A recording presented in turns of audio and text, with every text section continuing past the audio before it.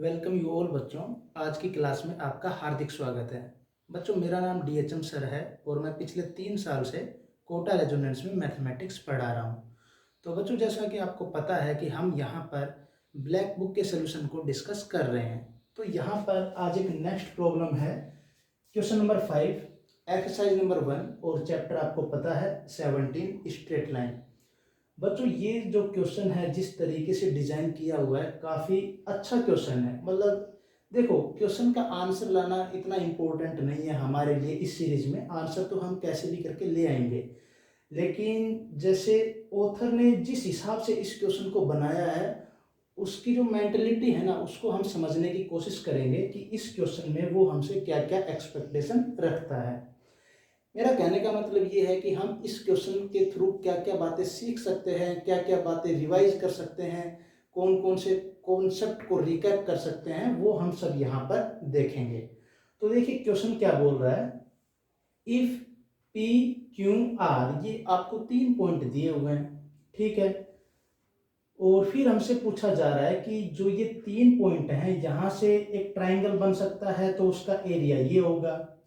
एक और जो ट्राइंगल है वो राइट एंगल्ड है, ये हमें चेक करना है। तीनों पॉइंट कोलिनियर हैं, इसको हम चेक करेंगे। और क्या है, नन ऑफ दिस, इसमें से कोई नहीं। तो बच्चों देखिए, हमें 3 पॉइंट दिए हुए होते हैं तो हम उसकी कोलिनियरिटी कैसे चेक करते हैं, सबसे पहले आपको इस बारे में पता होना चाहिए। तो देखिए, मैं सोल्यूशन की बात करता हूँ और यहाँ पर जो कॉन्सेप्ट यूज होगा उसको मैं एक बार आपको रिकैप करवा रहा हूँ। देखिए, ट्राइंगल का एरिया हमें निकालना आता है, तो पहला पार्ट हम कैसे भी करके कर लेंगे, इसका कॉन्सेप्ट हमें पता है। दूसरी बात, राइट एंगल ट्राइंगल का मतलब ये है कि किन्हीं भी 2 पॉइंट को लेंगे तो उनसे जो स्लोप निकलेगी, जैसे मतलब पी और क्यू को लिया, इससे स्लोप निकाली, क्यू और आर को लिया, इससे स्लोप निकाली, तो उनका M1 M2 क्या आना चाहिए, -1। मतलब इसी तरीके से कोई और कॉम्बिनेशन के लिए -1 आ सकता है। तो इसका भी हमें कॉन्सेप्ट पता है। तीसरा है, the points P Q R are collinear. तो कोलिनियरिटी हम कैसे चेक करते हैं, पहले एक बार इसके कॉन्सेप्ट को देखो। देखिए, 3 पॉइंट दिए हुए हैं, मान लो जैसे ये पॉइंट है 2,3, दूसरा ऐसे मैं रैंडम ले रहा हूँ 5,4, और मान लो 6,8, ऐसे 3 पॉइंट आपको दिए हुए हैं। तो इसकी कोलिनियरिटी हमें चेक करनी है। तो देखो बच्चों, कोलिनियरिटी के लिए हमें क्या करना होता है बताओ। देखो, मैं रिकैप करवा रहा हूँ।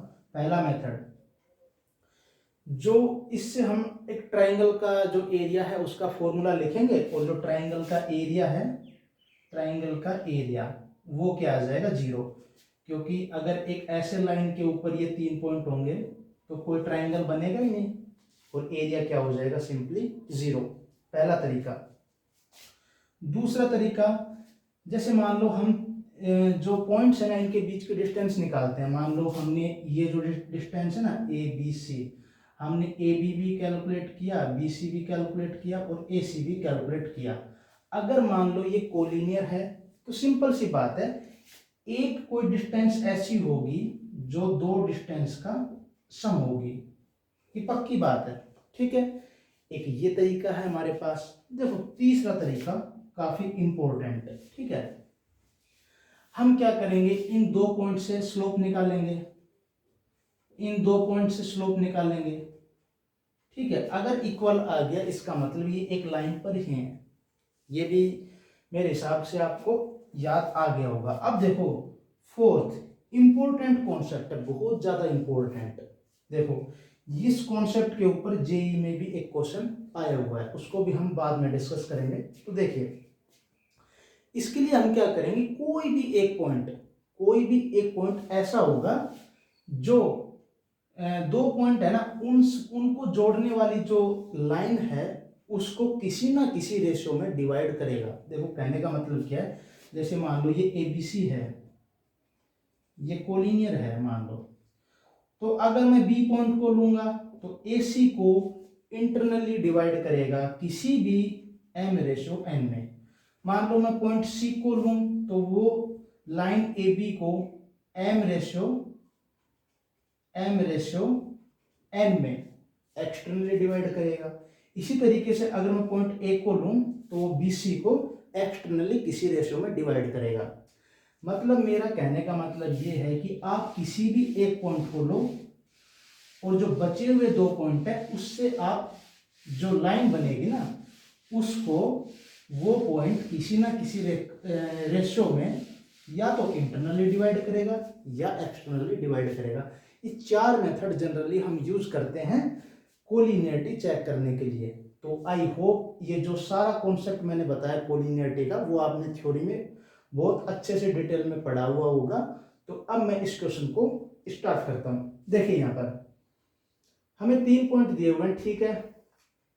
1/xp, p, दूसरा पॉइंट 1/x2, q और इसी तरीके से r point where xk is not equal to 0, जहां पे जो k है वो क्या बताता है, xk क्या है, denotes the kth term of A hp और k कोई एक नेचुरल नंबर है। तो सबसे पहले ना आपको hp समझना पड़ेगा। देखो यहां पर जो xk है ये क्या डिनोट कर रहा है, ये डिनोट कर रहा है kth term of A hp, ठीक है। सीक्वेंस सीरीज के बारे में मैं थोड़ा सा इमेजिन कर रहा हूँ, मतलब ऐसा सोच रहा हूँ कि आपको थोड़ा सा आता होगा, ठीक है, सीक्वेंस सीरीज के बारे में। तो अगर मैं 1/x के लिखूं तो ये क्या बताएगा, kth टर्म ऑफ एपी, ठीक है। तो kth टर्म ऑफ एपी क्या होती है, a plus k minus 1 into D. तो यहां पर देखो सबसे पहले हम फाइंड कर लेते हैं 1/xp। 1/xp क्या आएगा बताओ, ये 1/xp आपको क्या बताएगा, pth टर्म ऑफ एपी वो क्या होता है, first term plus n-1 into D. इसी तरीके से हम 1/xq फाइंड कर सकते हैं, क्या आएगा बताओ बच्चों, a plus q-1 into D और 1/xr क्या आएगा, a plus r-1 into D, ठीक है। तो मैं एक काम करता हूं, ये जो तीनों पॉइंट है इनको एक बार लिख लेते हैं। तो मैं इसको रब कर रहा हूं, आप इसको नोट कर लीजिए, ठीक है। तो यहां पर देखिए जो पॉइंट्स हैं उनको किस तरीके से लिख सकते हैं। जो पॉइंट P है इसको हम लिख सकते हैं a plus p-1 into D और y कोऑर्डिनेट क्या है p। और जो Q पॉइंट है इसको हम लिख सकते हैं a plus q-1 into D, second point क्या है Q। R पॉइंट को हम कैसे लिखेंगे, a plus r-1 into D coma r। ये 3 पॉइंट हमें मिल गए। अब देखो बच्चों 3 पॉइंट मिल गए तो अब आप कोलिनियरिटी भी चेक कर सकते हो, ट्राइंगल राइट एंगल्ड है या नहीं इसको भी चेक कर सकते हो, और एरिया भी आप सिंपली फाइंड कर सकते हो। सीधा क्या लिखोगे, डिटरमिनेंट वाला फॉर्मूला है।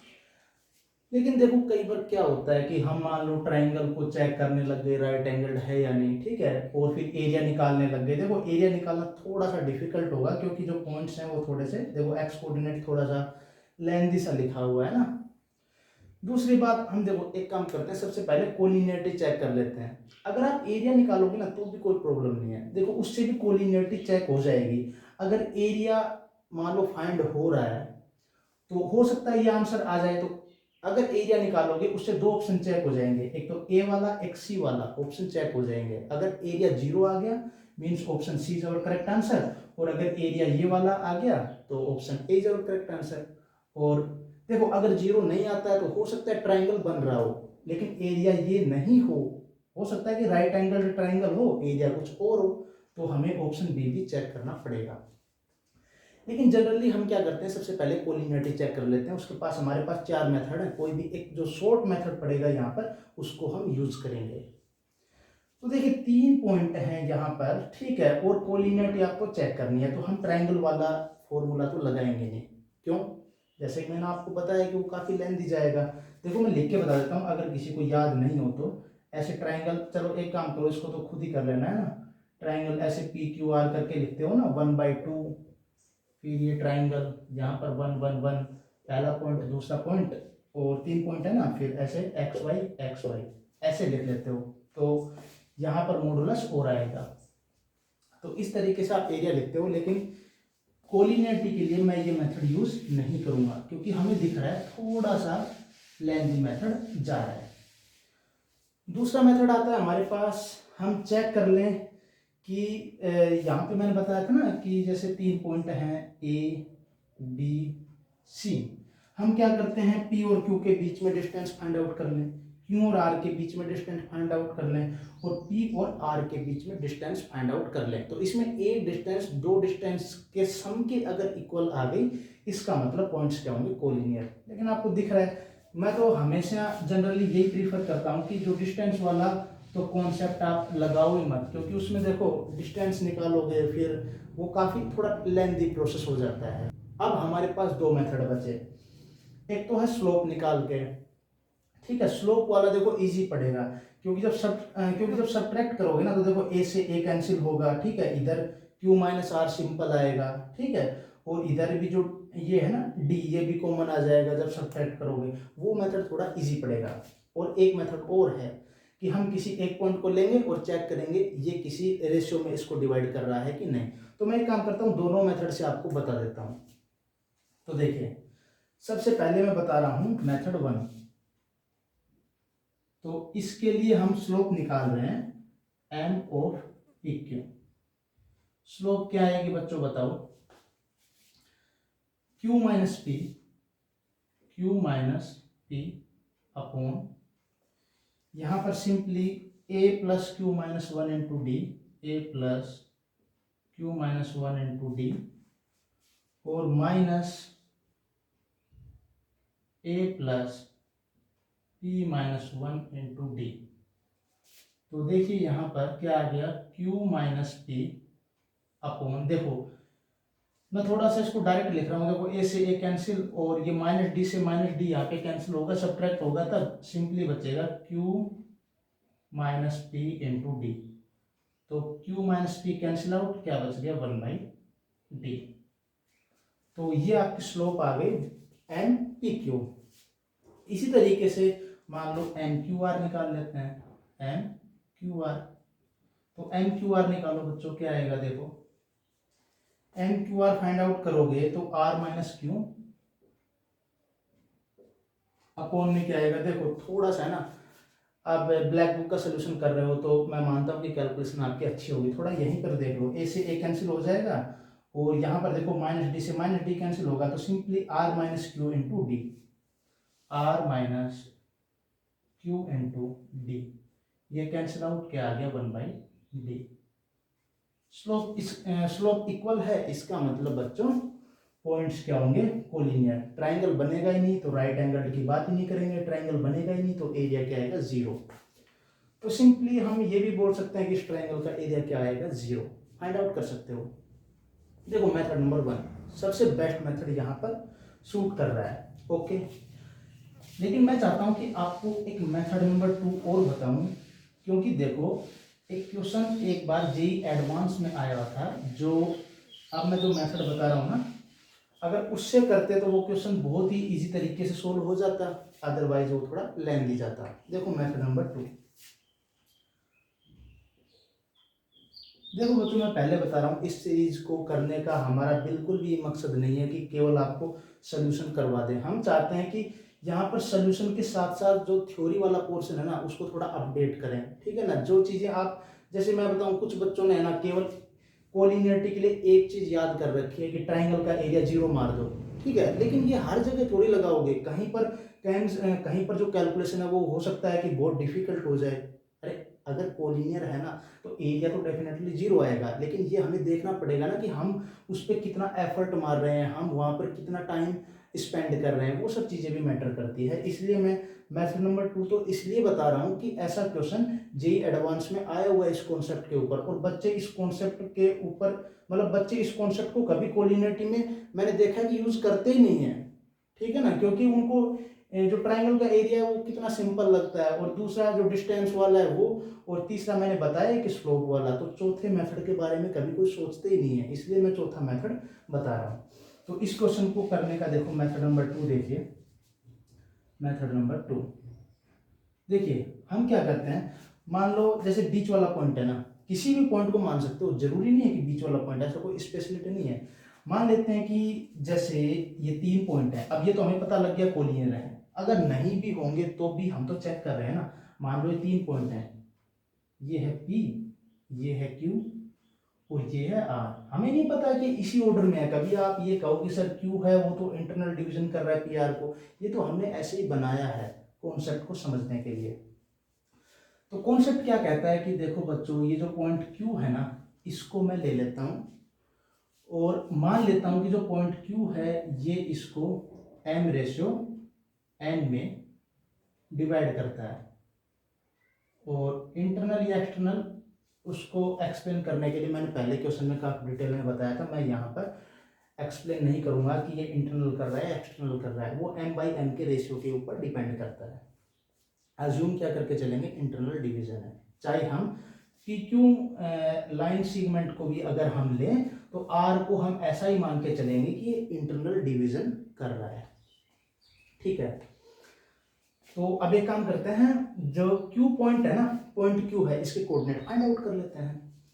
तो Q पॉइंट का x कोऑर्डिनेट क्या आएगा बच्चों, a plus Q-1 into D, और x कोऑर्डिनेट यहां से निकालो तो क्या आएगा देखो, m इंटू क्या आएगा बच्चों, r का x coordinate a plus r-1 into D plus n, p का x कोऑर्डिनेट क्या आएगा, a plus p-1 into D upon क्या आएगा, m प्लस n।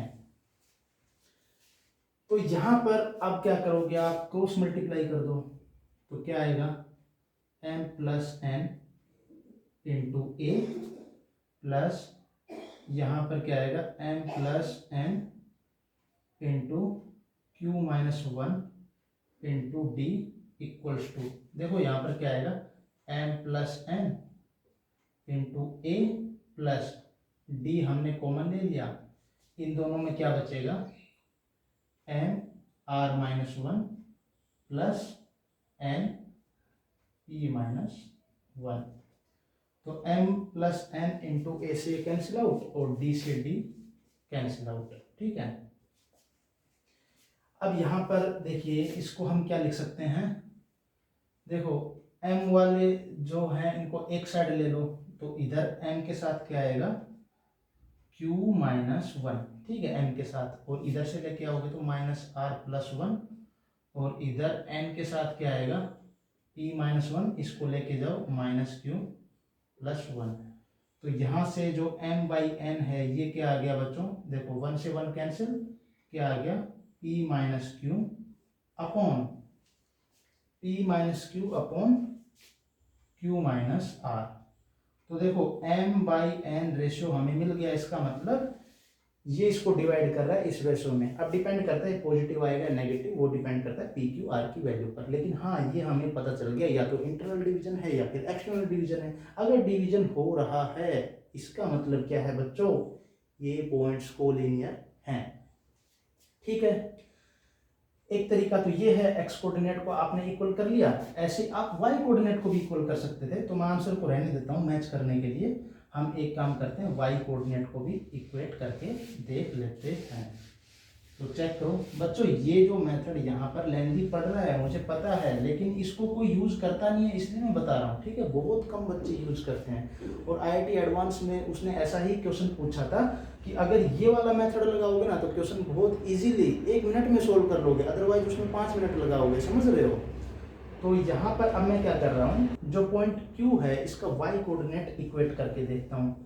तो वाई पॉइंट क्या है बच्चों, Q इक्वल्स टू, अब निकाल लो वाई कोऑर्डिनेट, तो क्या आएगा, m r plus n p upon m plus n।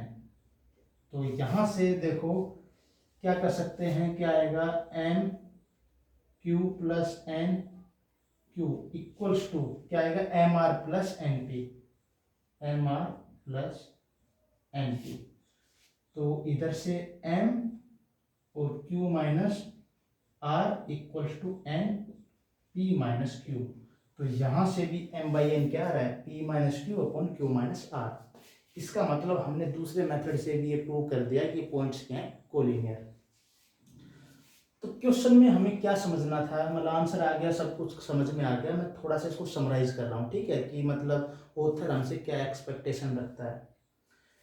देखो पहली एक्सपेक्टेशन ये है कि आप चारों मेथड में से सबसे शॉर्ट मेथड फाइंड आउट करो। तो सबसे शॉर्ट मेथड, मेथड नंबर 1 हमने आपको बता दिया, क्योंकि कुछ बच्चे हमेशा ट्रायंगल का फॉर्मूला लगाते हैं, तो डेफिनेटली वो 4 मिनट लगाएंगे, आप उसको 1 मिनट में सोल्व कर सकते हैं।